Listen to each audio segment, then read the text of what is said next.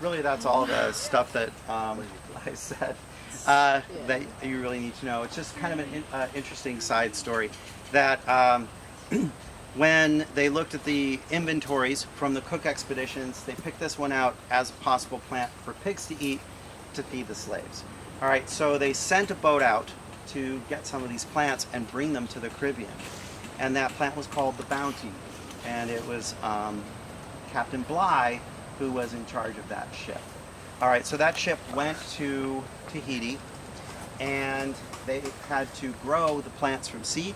So they started several hundred plants in little pots and had to wait for them to grow, right? So several months went by, and meanwhile, the sailors who had been living on Tahiti had girlfriends and, some of them pregnant, and some of them didn't want to leave the islands. It was pretty idyllic compared to England at the time. And so when it was time to get everyone back on the boat, Captain Bligh had to be very strict. He put all of the plants on board, and when they were out to sea, a couple weeks out to sea, someone did the math and discovered that they didn't have enough water for both the plants and the sailors on board. And at that point, Captain Bligh said, it's all about the plants. So basically, you guys are going to die of thirst. And Why would you tell to the sailors. Well, they figured it out on their own. So they mutinied.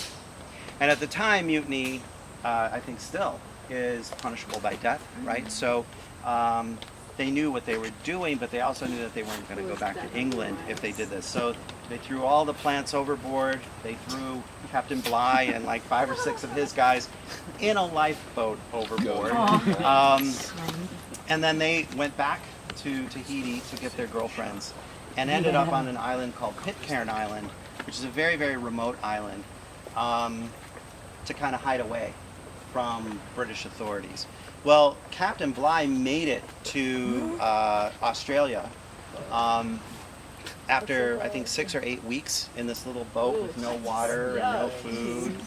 And everyone on board was still alive, and they were picked up by Dutch seamen, and so they were eventually they were brought back to England.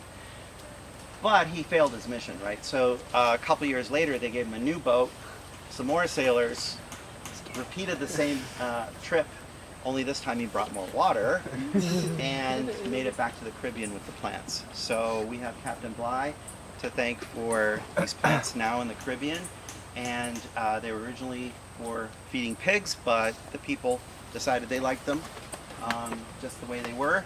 And so yeah, they do feed them to pigs and stuff, but people just out and out eat them now. So maybe at the restaurant, sometimes we are served breadfruit at lunch or dinner occasionally. So maybe we'll get some while we're here.